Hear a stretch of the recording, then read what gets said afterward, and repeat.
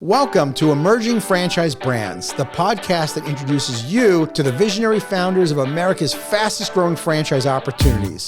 We'll also hear from industry pros as they share insights on what it really takes to achieve the elusive milestone of 100 plus locations. I am your host, Frank Fumey, founder of I9 Sports, and my 20-year journey from inception to acquisition has given me a unique perspective on how to succeed in franchising. Join me as we welcome today's guest. Hello, everyone, and welcome to the Emerging Franchise Brands podcast. On today's show, I have Jordan Meinster from Pickup USA Fitness. Jordan, how are you? I'm good. How are you, Frank? Thanks for having me. It is a pleasure having you. Well, looks like you and I have got a lot in common here. There's basketball in your background and in your company. So let's get started. What exactly is Pickup USA Fitness?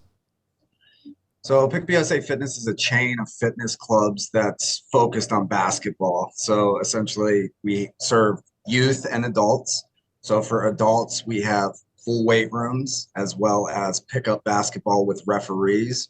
So it's like your traditional pickup basketball experience, but way more organized. There's referees, there's scoreboards, fouls called, free throws, big comebacks, buzzer beaters. So that's the adult side of the business. And then for youth, we offer youth development leagues. So essentially any youth clientele that sign up, they get 2 or 3 practices per week, skills clinics practices, and then a youth game on the weekends. We run 4 seasons per year.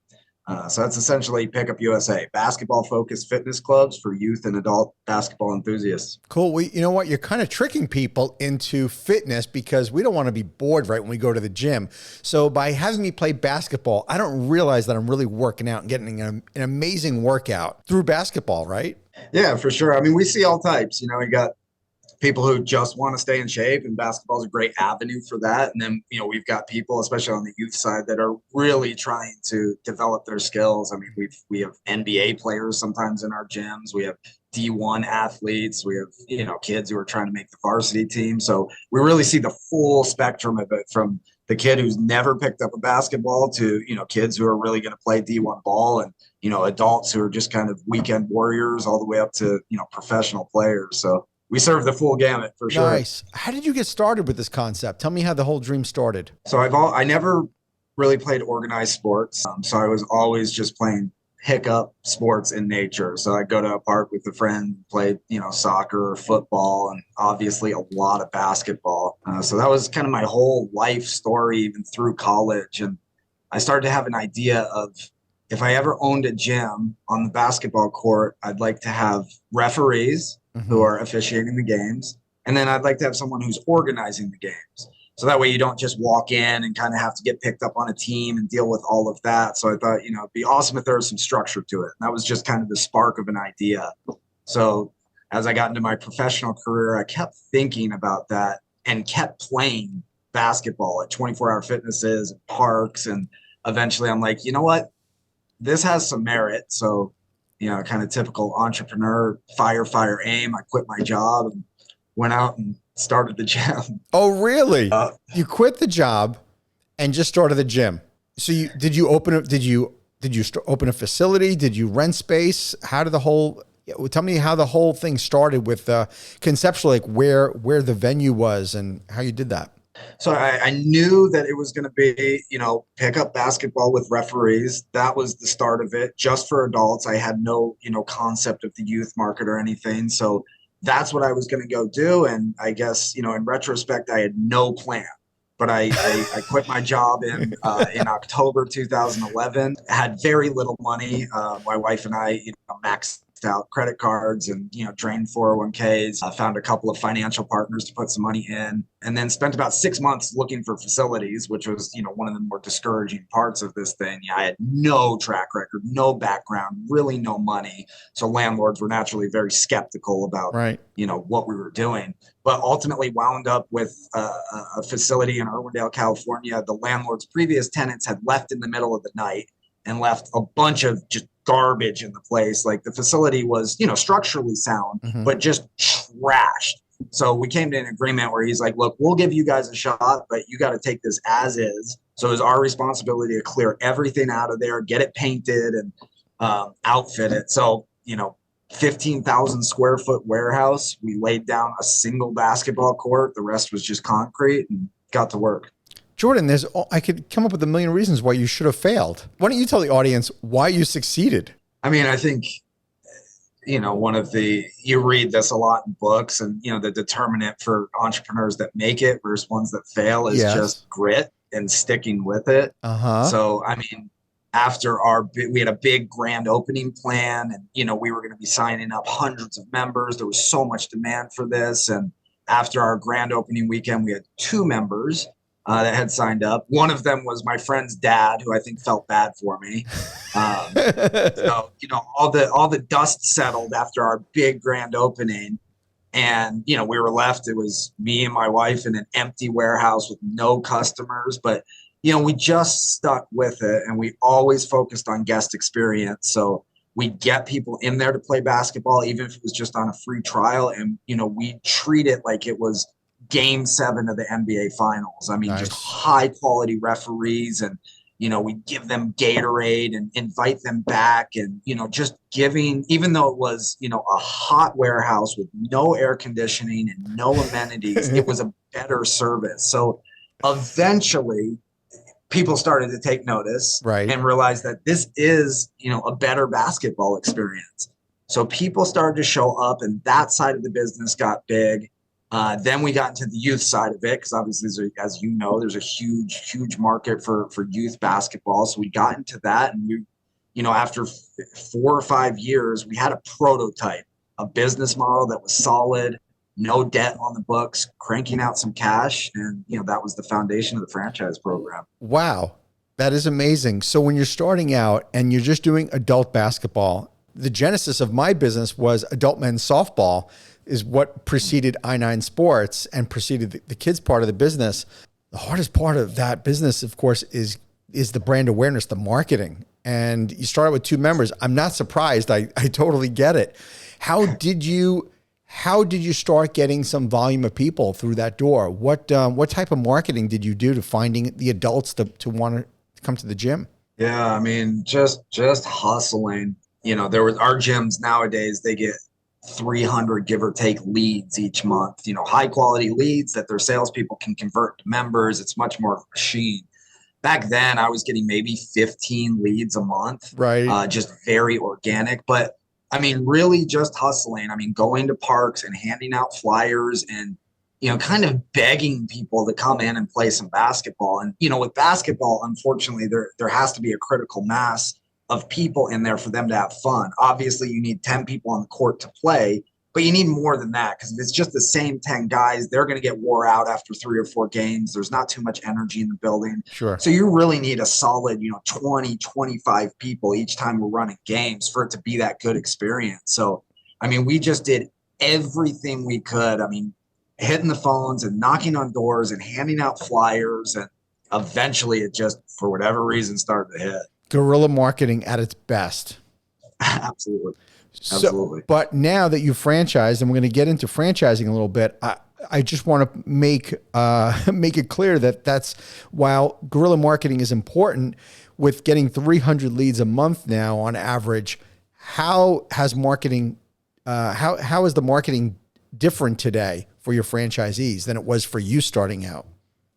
Yeah, I mean, obviously we've developed a formula, and it is very much set it and forget it. So one thing we tell the franchise owners is, there's a lot to be concerned about as you open a business. Sure. You want to be nervous. It's a risk, obviously. But one thing we don't think franchise owners should be concerned about is the marketing. With our formula, it's very much set it and forget it. So, we've got outside vendors that manage social media ads. On the corporate side, we produce videos and pictures and content that they can post on their feeds. So, just the formula, and then the franchisees spending the proper money. So when I was doing it, there was no formula, right? It was just kind of me guessing and posting on Facebook. And, at the time, Instagram was pretty young, and having no marketing budget to do it. Now, franchise owners have that baked in. So when we model out, how they're going to grow their club, there's a certain amount obviously allocated towards marketing. So they've got a budget,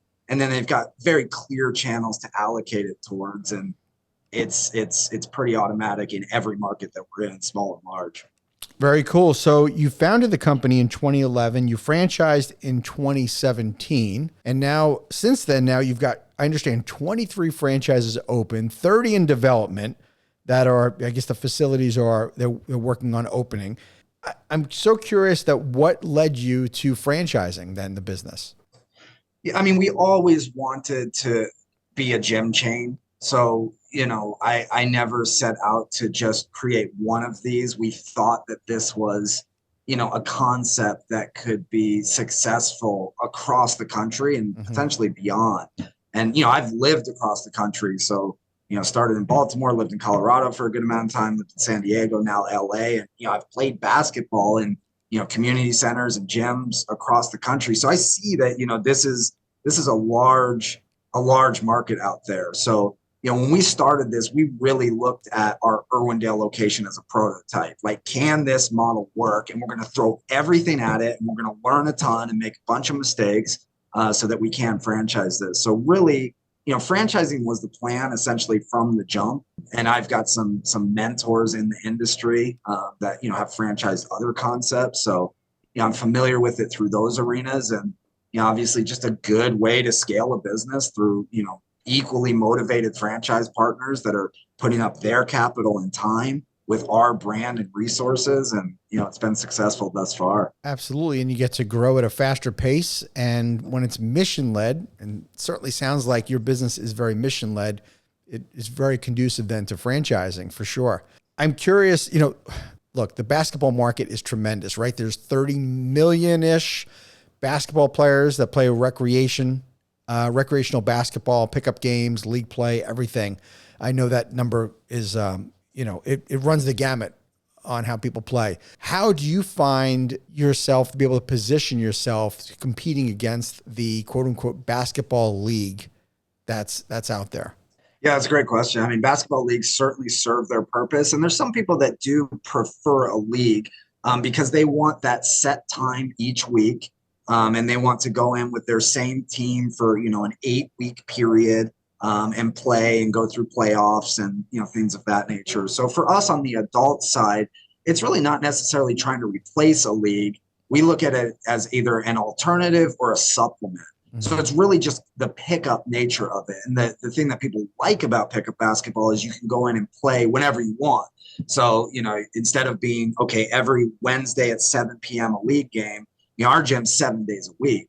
So you can come in and play 3-4 days a week. You can play 1 day a week. You can play Wednesday nights. You can play Saturday mornings. So we try and offer that league feel to it where there's refs and scoreboards and it's organized and we keep track of wins, but also having that flexibility to come in whenever you want and play for one game or play for 3 hours at a night.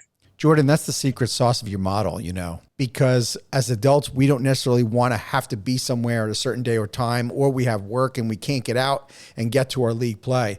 But the secret of your model is, as an adult, I get to play when I want, how often I wish. But here's the huge advantage that you have that almost nobody else has, is that people that are running basketball leagues are renting the schools and parks. And when you rent them, you have to have what? A fixed day of the week and time, if you can even get the court space.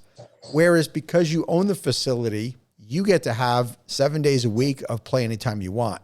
Yeah, no, I appreciate you saying that. And certainly an advantage that we have. Now there's a barrier to entry with that. Obviously you have to have the capital to get involved with a facility. And, there's work involved with, getting a lease secured and building it out. But once you secure that, and, we put a ton of effort and resources towards helping franchisees secure that, you've built a moat around it in terms of barriers to entry. And that's why, we've seen good success. So you put in a lot of work up front.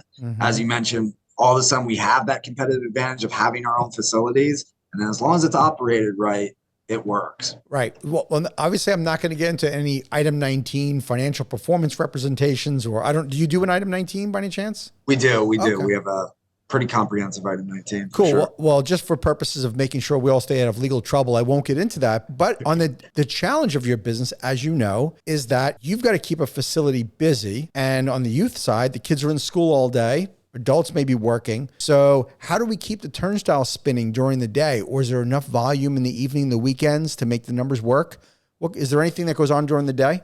Yeah, that's a great question. So, so from an economic perspective, we're membership based. So even Ah, on the youth leagues, it's a monthly draft that the parents are paying. So if it's a 3 month league, they pay once per month. So the franchisees have that consistent revenue coming in from the membership draft. In addition to that, we do one-on-one private training, we do court rentals, we have merchandise sales, so we have those ancillary revenue drivers. But you're right. Like any gym, evenings and weekends are the busy time.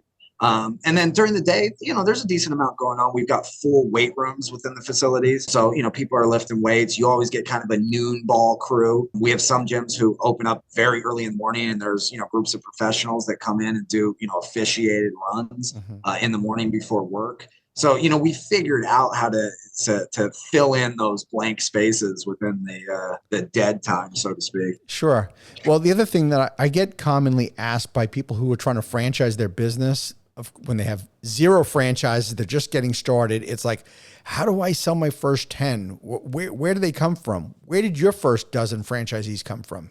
How did you find them, or how did they find you? Yeah, that's a good question. Funny enough, we're just talking to one of our consultants last night, as our business has continued to grow. And she was talking about her franchise that she started and talking about, the first 10, Uh-huh. 12. You're somewhat selling a dream.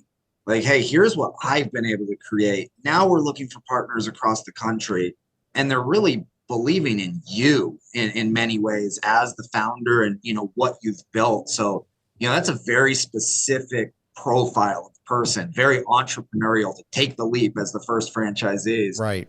So for us, we found them through there. First of all, there was a pretty big pent up demand. From the beginning, people were asking us if they could partner with us or franchise. And yeah, I didn't know what I was doing. So at first I was like, yeah, sure. Let's talk about that. Obviously not knowing that there's a huge process involved with it. Right.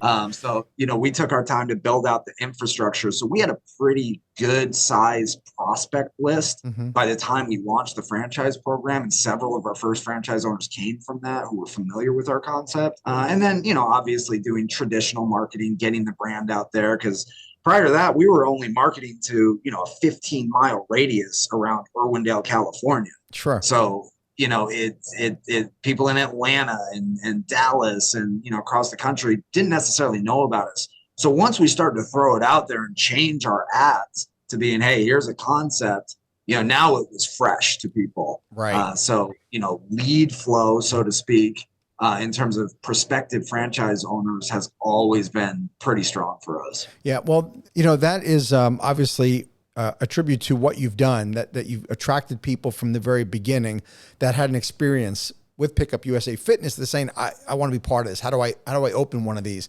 And I think I'm getting that answer pretty consistently from people that are in franchise. And they say, I really got my first dozen from people that were either in my network connections or people that experience the business. And it's not so much just throwing it out there to the general public. They have to kind of know who you are, because there's a huge trust factor for somebody to want to take the risk and be the first franchisee or the first 10 franchises. Yeah, for sure. I mean, now when we're going through the discovery process, we've got a track record. We've got markets, very small. We're in Montana City, Montana. We're in Shreveport, Louisiana. And then we're in very large markets, LA and Houston and Dallas. So now we've got, somewhat of a track record with it. But yeah, like you said in the beginning, there's a trust factor that, hey, it seems like you were able to do this in LA, but is this going to work for me in, name the city? Of So course. it's definitely a very specific profile of individual. Right. As we learn in franchising, one of the most popular, lines is, well, it's different in my area, right? If I had $1 for every time I heard, well, it's different in my area. And the truth is, it really isn't. The landscape, the real estate may look a little different, but there's still 30 million people that play basketball. And I don't care where you live. Yeah, agreed. We lean into market nuances, but bottom line, what we offer is very simple. Mm-hmm. So it's not, basketball is not just nationwide, but it's global. Sure. So, I can go to a court in Australia or China, any country right now, and we all know the rules of basketball. It's a very universal sport. So, Yeah, I mean, obviously there's market nuances, but if you follow our model, it's going to work really in any market we've been in. Yeah, yeah. No, I'm a huge proponent of using demographic software. You have to know the psychodemographics of your existing customer base to know where should I open my next franchise locations. I absolutely agree with that 100%. Jordan, who is your ideal franchise owner, and what are some of the traits they need to be successful?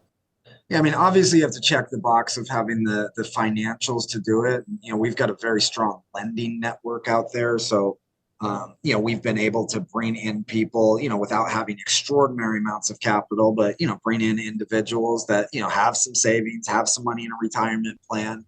So, you know, obviously having the financial wherewithal to do it, but really somebody that believes in what we do, not just likes basketball, but likes how we're doing it. So obviously, there's dozens of different things you can do in the basketball arena, but you know, the Pickup USA model for adults, pickup basketball with refs, for youth development leagues, and private training. Like, is that what you're into? And most of the time, we find people are saying, "Wow." You know, that I was looking at doing something on my own. Through my research, I came across Pickup USA, and this is exactly what I want to do. Yes. You have other people who, you know, they've got a different vision of it. They want to open a, you know, 6, 8 court facility that they rent out, do tournaments and stuff like that. And there's certainly merit to that. But, you know, we find that the individuals that immediately fall in love with our concept are really good operators because, you know, it's almost if they created it. They had the idea for it. We're just 11 years ahead. We just went through the painful learning curve. They don't have to go through that, and they can just come in and execute. So we find those to be, you know, top-notch operators. Are most of your franchisees, is it owner operated or manager operated? So by and large, owner operated. You know, the work is front loaded with our franchise concept. So, you know, you get out there and you secure a facility, and then there's a good 3 or 4 month period as, you know, after you sign that lease, but before you open, where, you know, you're working with our vendors to outfit the facility. You're working with our team to help hire your team. You're going through all the training and the pre-sales campaign. So there's a lot of work in that intensive, you know, 3, 4, 5 month period. Then thereafter, the way the model's set up is the franchisees just overseeing the different elements of the business. And the business is pretty simple. You oversee referees, you oversee trainers, you oversee some sales reps, and then some facility maintenance, you know, janitor type individuals. So once it's up and running, it's really just kind of a maintenance model. So by and large, our franchisees have quote unquote day jobs. So they keep their day jobs, and then Pickup USA is their business that they own and operate. Some of them, you know, completely delegate it to, you know, somebody who comes in and acts as their operator. But by and large, it's owner operated. How big are the facilities, generally speaking? That's a good question. So on the very small end, 10,000 square feet. On the largest end, over 30,000 square feet. Wow. What's the investment range? About $500,000 to $1 million all in, including the franchise fee, including all build out costs, and then also including a working capital cushion as you ramp up your business those first few months. Sure. Let's talk about the business model a little bit more. I want to go back to on the kids side of things. So you start out with adult basketball, and then you at some point said, we got to open this up to kids. I want to kind of get your thoughts on that. Yeah. I mean, obviously the business took on somewhat my personality in the beginning, and I never played organized sports. I wasn't familiar with AAU circuits or really anything like that. So naturally I built a business that, you know, I saw demand for, which was on the adult side. But then obviously people kept contacting us if we had youth programs, and, you know, I started to learn about it through some of our staff members. And, you know, eventually it was like, all right, well, obviously let's try and tap into this market. So, you know, we first rolled it out with just group basketball training. So, you know, we had courts. We had some of our referees that actually, you know, they did training on the side. So, you know, we let them sort of run with it. And then that started to grow. So it was really just, you know, going from 10 kids to 15 kids to 20, 25, 30. And, you know, the classes were becoming more crowded. So we started to add more classes. And then, you know, eventually we transitioned to that into a full youth development league. So essentially they still get the basketball training during the week, team practices, skills clinics. But now they get an actual league game on the weekends. So 40-minute game with our referees. We keep stats. And so that's the culmination of all the work throughout the years. Wow. And on that small and that like that 10,000 square foot facility, how many basketball courts are we talking? So we've got two that are that size, and both of them somehow have laid out the shape of the building laid out perfectly to where they can get two full courts in, Okay. as opposed to some clubs we have that are, closer to 14, 15,000 square feet. And they're really only, like a full court and a couple of half courts. So it really kind of depends on the shape of the facility and where bathrooms are and things of that nature. But by and large, our clubs are, typically about two full courts, maybe an extra half court or two for, shooting practice, and then fitness rooms that are 2,000, 2,500 square feet. Okay. And like typically where would I have one of these facilities? Would it be like a light industrial area or more retail? Tell me where they generally are. Both. So if you asked me that question, 3 or 4 years ago, I'd tell you, this is pure light industrial play. But, as the dynamics in the real estate market have shifted and, industrial demand for that has gone up while on the retail side, it's gone down. We've found we're signing leases more and more frequently on the retail side. So, our biggest focus is unit level economics. We want to make sure the franchise owners set up for long-term success.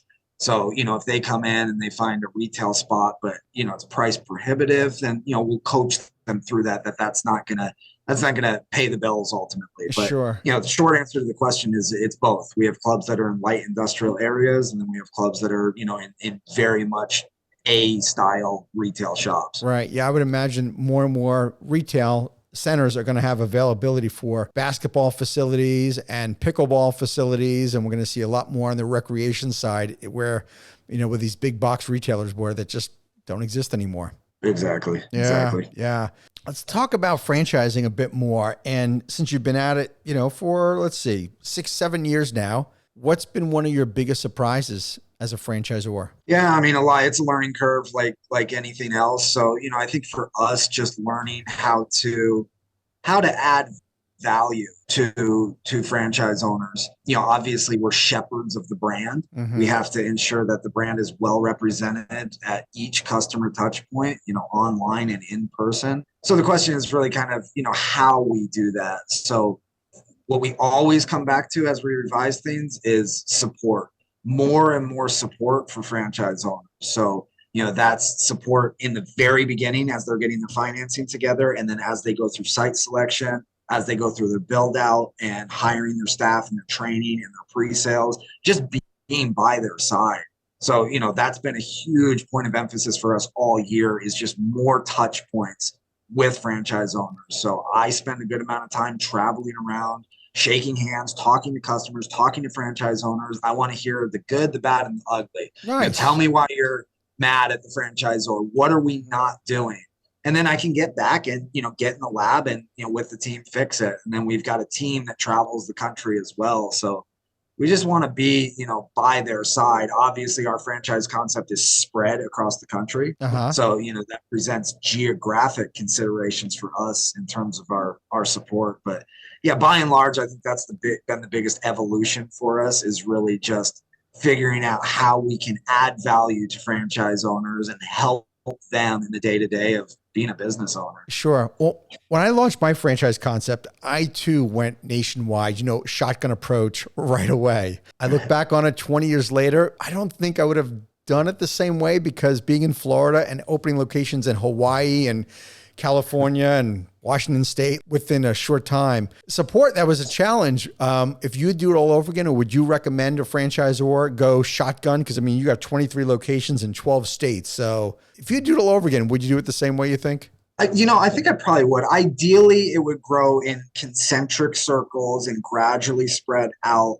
But I think, we would have also lost opportunity with franchise owners, who the timing wouldn't be right if we waited 3 or 4 years to expand into, Texas or Florida or whatever. So, there were certainly some growing pains with us and it presented logistical challenges for us as we're, booking flights constantly.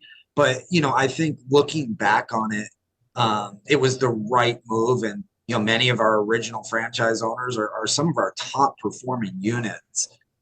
So, they bared it out with us as we figured things out, all in. I don't have any regrets about it. That's awesome. Well, for me, speed to market was key because we were going to be the first franchisor doing youth sports leagues. And I always was looking over my shoulder, feeling like there was somebody going to be doing it next. I just, Sure. I didn't know how long the runway was going to be, but I kind of looked over my shoulder thinking there's going to be somebody, maybe give me a year. I was actually surprised at the amount of time that I got before somebody did compete with me.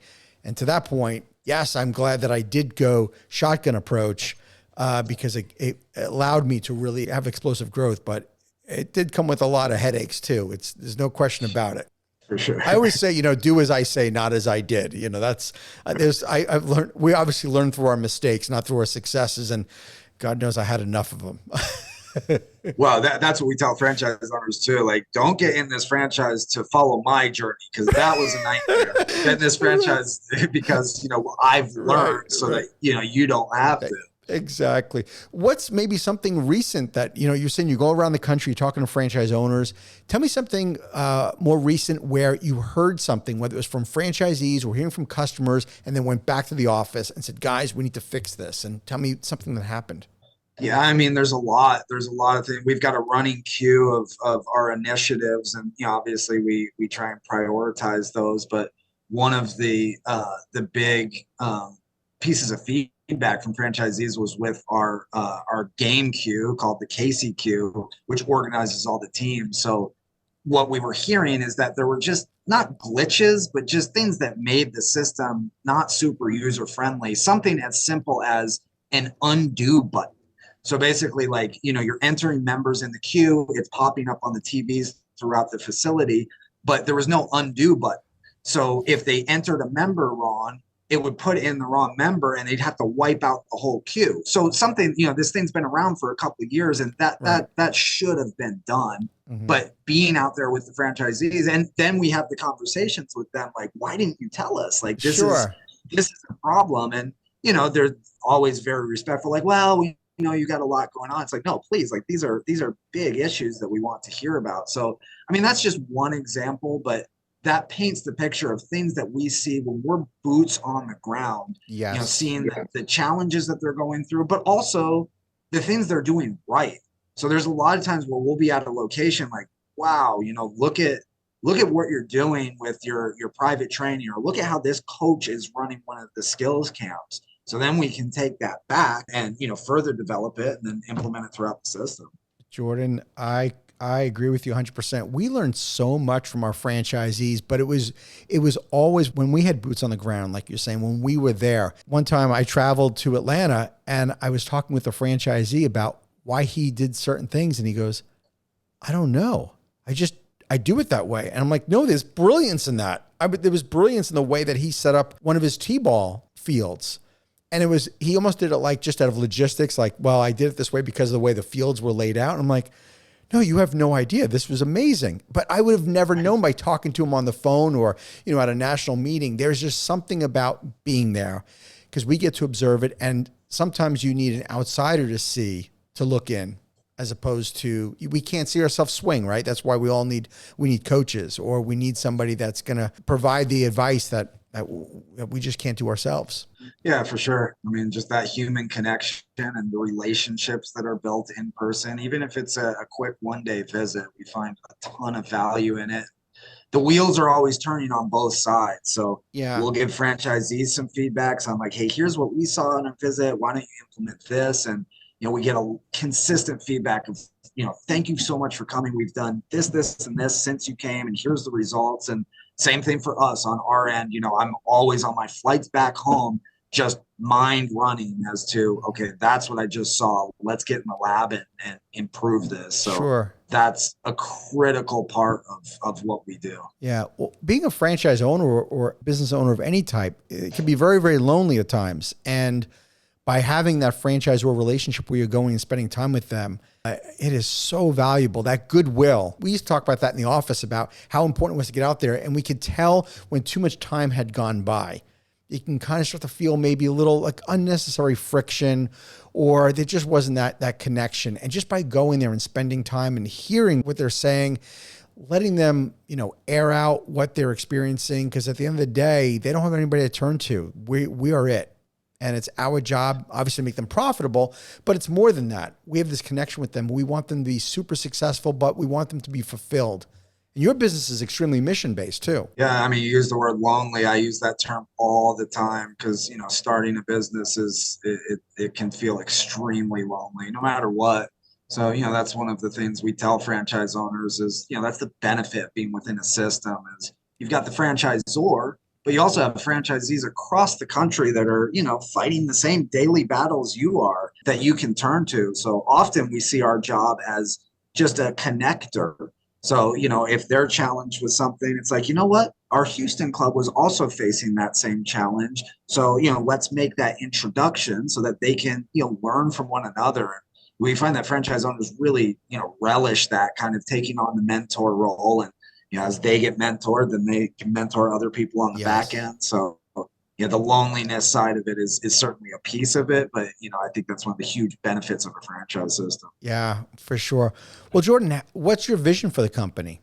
Yeah, I mean, I'm as confident as ever in our operating model. So the menu that we offer, the services that we model, how we do it. So I would say, I mean, we're going to continue to enhance the prototype, and we're always working on things, but by and large, we feel that the business model is fully baked, and now it's just scaling it. So we've always taken a very deliberate approach to opening locations and awarding territories, and we'll continue to do that. But we've staffed up over here on the corporate side, and really feel like we're ready to get many of these open.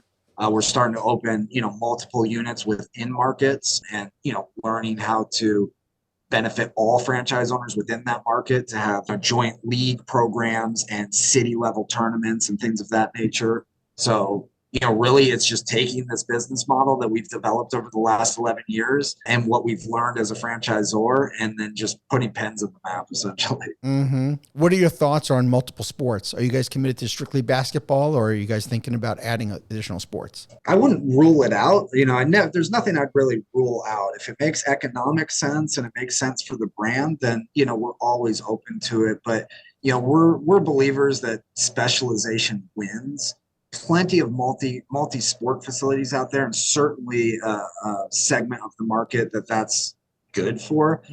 For us, we see almost limitless growth opportunities within the stores, and opening more units with just basketball. So I wouldn't rule it out, but I would say certainly in the near to medium term, what we've got with exclusively basketball, that's what we're calling. Sure. Well, you know who you are, and there are plenty of customers to go around in just basketball. Yeah, for sure. Yeah. What about what's the mix between adults versus youth? Yeah, good question. That's actually something we report in our item 19 is very detailed, but that's one of the metrics, and it's pretty much 50-50. Obviously, It's going to vary per club, but if you look nationwide, it's about half youth and half adults. Now, the revenue mix skews much more heavily on the youth side, because adults are typically paying $40 to say $60 per month for our adult services.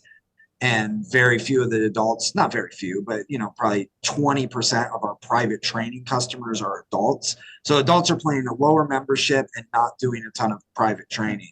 The youth, the memberships are 100 to 150 per month. And then, 80% of our private training one-on-one sales is with the youth. So if you just count the amount of customers that we have, it's 50-50 split, but revenue skews much higher on the youth side. Well, first of all, as a parent, we will always spend more money on our kids than we ever will ourselves, right? And besides that, just being around in the youth sports industry for as long as I have, I noticed that sometimes parents think that their kids are better than they really are. And so, or they want them to be obviously much better, so they're willing to put the money behind training them. Yeah, I mean, there's so much truth into that. And we try and lean into what customers are used to. An adult is, used to a $40-50 a month gym membership. So, we're not going to try and swim against the current. Let's lean into that. Parents are used to spending, well over $100 a month, regardless of what it is, piano lessons or swim lessons or karate. So, we really find that it's just a natural price point. Like you say, parents are willing to invest in their kids. And, we've leaned into that. And it's been very successful. Yeah, well, and it's also, I'm going to go out on a limb and say that when the next recession hits, whenever that may be, I mean, it's inevitable, right? There'll be an economic downturn. I think your business can be recession resistant. At least that's what we found. Participation did not go down at all in 2008, 2009, 2010. We had a hell of a time trying to sell a franchise back then, but for our franchise, unit economics were fantastic through the recession. We didn't see a blip on the radar. Going back to the whole thing, parents want to make sure their kids are well taken care of. So, art, music, sports, they're going to continue to give their kids what they need. Yeah, there's substantial empirical evidence to suggest that, that's the last thing that a parent's going to cut back on. Is the youth programming. And if you look at big picture of somebody's annual budget, what they're spending on youth sports, it's pretty small. Sure. So I totally agree. It's certainly a recession resistant industry. Mm-hmm. What advice would you give to somebody that's considering joining your brand and opening up a facility? I think just making sure that you're prepared for this journey. Just because you like basketball and you see a demand for it, which almost everybody does, they're driving their kid around to all of their travel ball teams and they just see how much demand there is. So that's one thing, but, actually being a business owner, there's work involved with that. So, one thing we tell franchise owners is, you're going to have to put in a lot of work, but there's no guesswork here. Mm-hmm. We've got the formula. We've got the operating model. We've got all the checklists. So you don't have to wonder how to do it. You just got to be willing to come in and put in the work. So, we're very clear with franchise owners about that up front. And, by and large, we're dealing with people who have been successful in their careers to varying degrees. So they've been promoted and they're managing teams. They've got, a 401k built up and they're ready for the next challenge. Mm-hmm. So we just tell them look, you obviously love this concept. If you're willing to put in the work, this can be a beautiful partnership. That's good advice. What about, you mentioned earlier that you have a number of mentors and consultants you've worked with. What's maybe a memorable piece of advice that you received that influenced, your decisions? Yeah. I'm probably, typical. Somebody started a business, thought oh, well, whatever. He doesn't know what he's talking about. And then it takes me 3 or 4 years to be like, oh, that's what he meant. But something I heard very early on is, it's going to take longer than you think, and it's going to cost more than you think. Uh-huh. So that certainly was the case for me. As I planned this out, it's like, oh, we're going to be, global domination pretty quick. And obviously it took me years before we even started to scale this.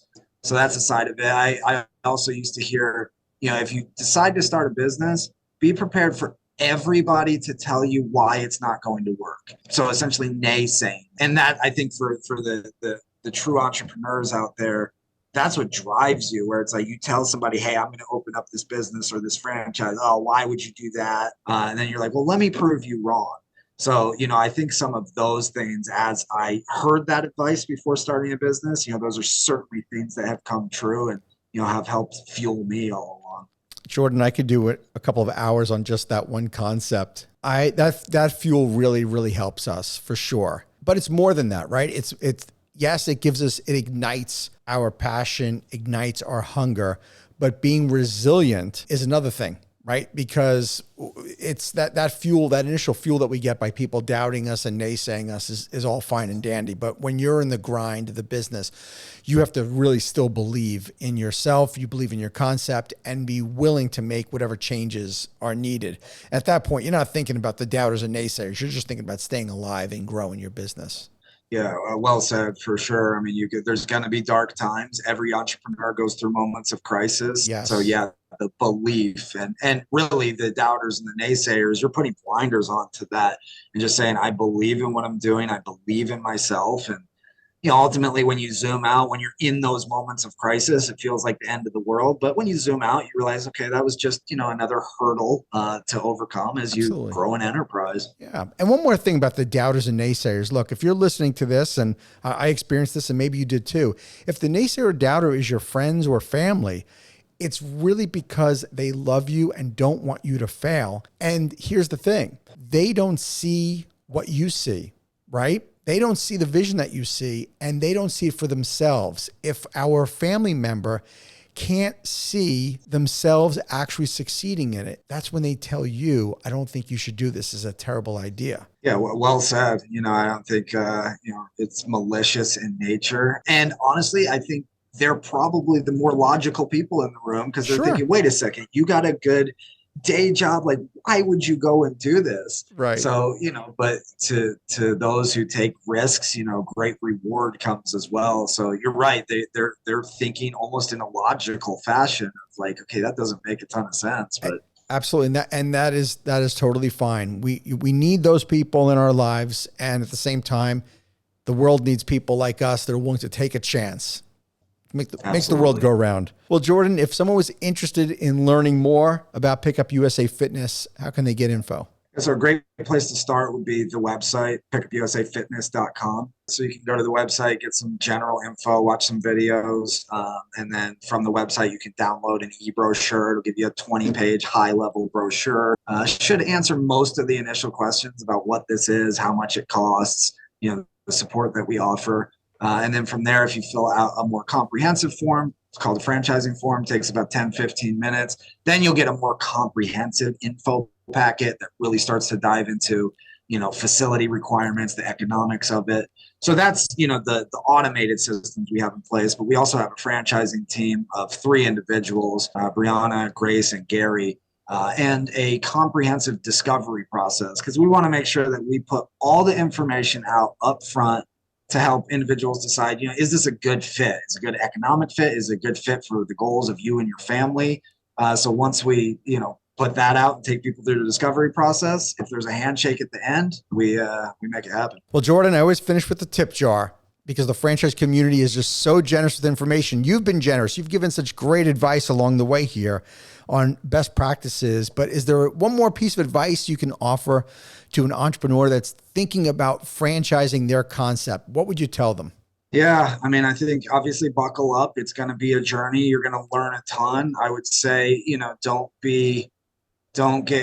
do what you did when you founded your business, right? Because when you founded your business before you franchised it, it was likely some fire aim, and you dove into it and you learned a ton.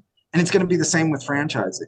So, get out there, establish your franchise program, make sure that you've got support in place off the jump, and just go into it with the mindset that you're going to learn a ton. You're going to learn a ton from those first franchise owners. You're going to learn a ton from your 100th franchise owner. And, as we were talking about before, those first franchise owners, they're going to be excited about that ride. They're going to join you. They know that you don't have 100 units. They're going to join you to be a part of the ground up of the franchise program. So really lean into those relationships and those initial franchise owners and learn. That is fantastic. Thank you so much for being on the show. I appreciate it. It was a pleasure to meet you. Likewise, Frank. Appreciate you having me. Thank you for tuning into the Emerging Franchise Brands podcast. For additional insights, guest applications, and to stay connected, visit us at efbpodcast.com. The Emerging Franchise Brands podcast is for entertainment purposes only, and the views expressed do not necessarily represent those of Emerging Franchise Brands, its host Frank Fiume, or Emerging Franchise Group, LLC. Any discussed franchise or investment opportunity requires thorough investigation, obtaining proper disclosure documents, and expert consultation before making any investment decisions. The podcast and its host do not offer professional advice or endorsements, and they hold no responsibility for actions, representations, accuracy, or consequential damages related to the podcast content.